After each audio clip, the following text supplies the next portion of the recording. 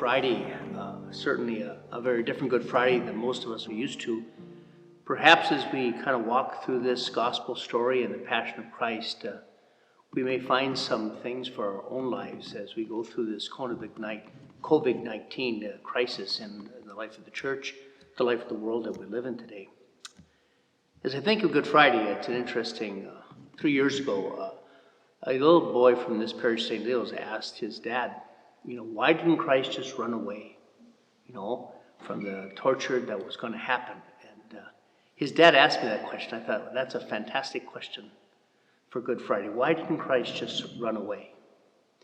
And as we come to the Good Friday service, this is the second time this week we've read a Passion story.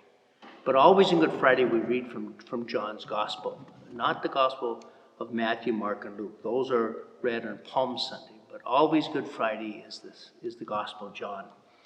In John's Gospel is different than Matthew, Mark, and Luke, because in John's Gospel, Jesus is always in charge of his own destiny. For example, we'll find out that it's the only Gospel where Jesus declares, I am. I'm the bread of life. I'm the light of the world. I'm the resurrection and the life. I'm the good shepherd.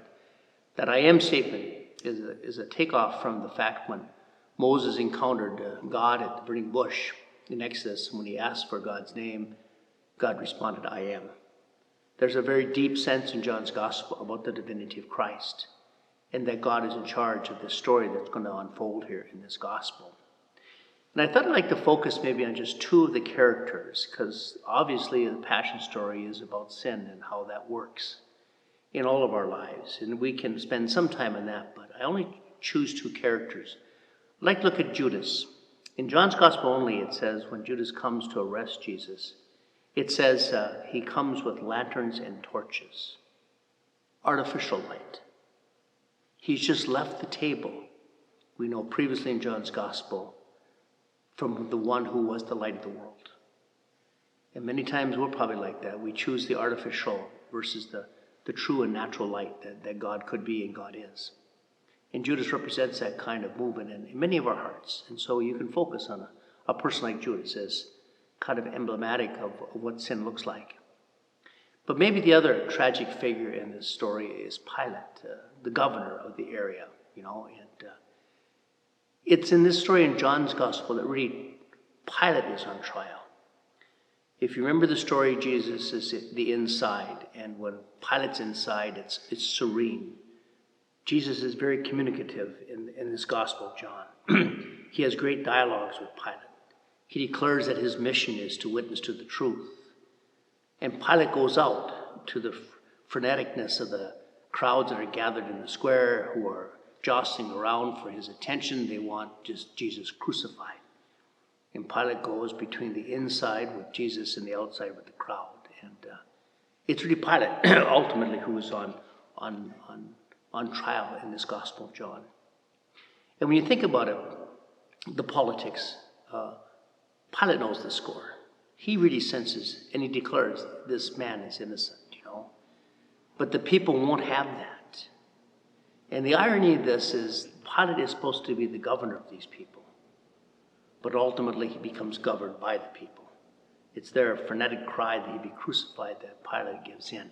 But not before Pilate extracts a denial from the Jewish people when he says, what am I supposed to do with your king? And they declare we have no king but Caesar. It's seemingly the Jewish people have given up their sense of the messianic hope and exchanged that hope for an earthly king called Caesar. Truly a tragedy, and politics, and how it all gets meshed together. That's why often the story of the Passion becomes a reading of how sin works. But I'd like to look at another level of this story, something that's kind of unique to John's Gospel, unique features that he puts in, because there's a deeper theology that I believe John is trying to share with us. And maybe this is helpful for us in this time when we go through this coronavirus pandemic that's affecting the world. This begins with the only time in the Gospels where it says that Jesus comes to a garden. It doesn't say Gethsemane like Matthew, Mark, and Luke talk about, just a garden. And one begins to wonder, are we seeing here in John's theology of this divinity of Christ. The Garden of Paradise being revisited now, not with denials and disobedience like Adam and Eve, but the obedience of a son to the mission of the Father. And like I said, in this gospel, Jesus is in charge of his destiny. No one's doing this to him. He allows it to happen because this is the mission of the Father of love to the world through this suffering. And so when Jesus is in the garden and he asks, "Who are you looking for?" And they say, "Jesus of Nazareth." And he says, "I am he." It's only in John's gospel that the soldiers fall to the ground prostrate. And so do the religious authorities that come. And that might be symbolic of that hymn in Paul's letter to the Philippians, where he says, "At the knee of Jesus, on heaven and on earth and under the earth, every knee shall bend." That this is the one to whom we should be looking for. There is in this gospel no Simon of Cyrene. This is God. He doesn't need the help of man to carry his cross. He's in charge. That's John's theology of the divinity of Christ. In John's gospel, the verdict against Jesus is rendered at noon. He's specific about that, on the preparation day for the Passover. Noon was the time, and the Jewish feast day of the Passover that they celebrate every year is when the lambs were slaughtered. John is kind of telegraphing to us, this is what's going on here. The Lamb of God is being fleshed out for us. It also says that in this story of the Passion, that they do not break the bones of Jesus, because that was a way of making sure they were dead. But what it does says is that's because the book of Exodus, when they declare what kind of lamb was supposed to be used for the feast of Passover, was an unblemished male lamb, nothing sort of tarnished. And this one does not have his bones broken. He is not a cheap lamb that's being celebrated for the Passover meal. His bones are not broken. And also, in John's gospel only, the side of Jesus is pierced. Perhaps that kind of goes back to that creation story of the garden and so forth, where the side of Adam is opened. And as Eve came out and new life came to Adam, what comes out of this side that's pierced? We'll see that in a minute here. It's only in John's gospel that we find out that inscription that's placed above the cross of Jesus, the INRI. It says only in John's gospel that it was written in Latin, Hebrew, and Greek. The sense of the universality. This isn't just some person in the land of Israel who's a criminal, who's being crucified and mocked. People who could read Latin, who could read Hebrew, who could read Greek, see something in this one who dies, the universality of this death that's going to happen. And lastly, at the end of the story, it says that 100 pounds of aromatic oils and myrrh and aloes were brought to bury Jesus. No other gospel says that. That huge amount. This is enough for the burial of a king. So John's gospel has some very unique perspectives. But three I'd like to just finish off on developing is, one says, and only in John's gospel, that besides Joseph of Arimathea, who comes at the end to bury, is one called Nicodemus. And Nicodemus was earlier found in John's gospel when he comes at nighttime, intrigued by Jesus. And Jesus tells him at that time, unless you're born again of the water and the Spirit, you're not going to see the kingdom of God.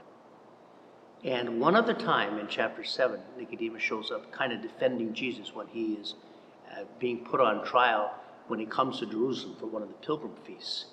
And he's kind of mocked for kind of defending Jesus. But now at the end of this gospel, Nicodemus has seemingly gone through this deep conversion. And he's the one that comes with 100 pounds of myrrh and aloes to bear Jesus. He's become a convert.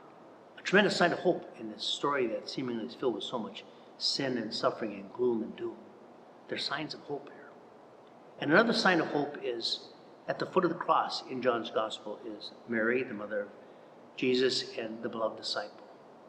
And from that cross, Jesus says to them, "Woman," not mother, "woman, this is your son." And he turns to the disciple and says, "This is your mother." There's a new relationship of faith going on in this world. It's not about physical descent and bloodlines anymore.